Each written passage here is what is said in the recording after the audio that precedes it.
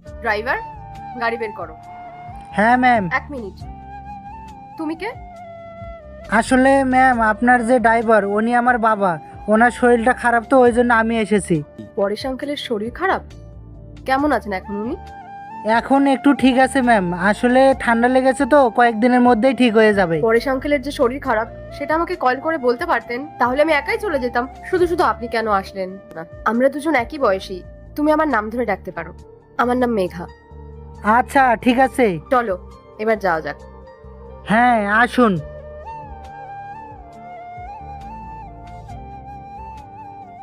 Madam sir আপনারে ভেতরে ডাকছে।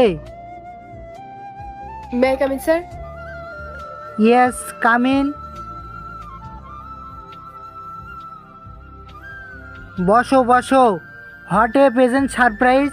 আমি তো জানতামই না যে আজকে যার সাথে মিটিং আছে সে তুমি।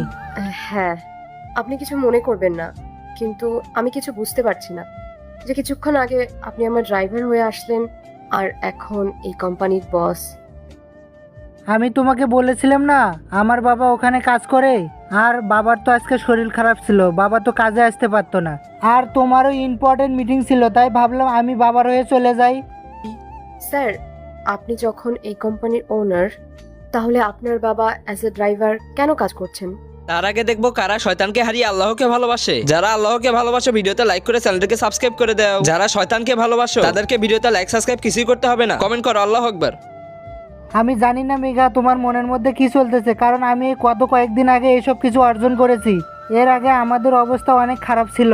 আমার বাবা শুরু থেকে এই ড্রাইভারি কাজ করে আমাদের বড় করেছে। আমি যখন বড় হয়ে এই জায়গাটায় আসলাম তখন আমি আমার বাবারে বলেছিলাম, বাবা তুমি কাজটা ছেড়ে দাও।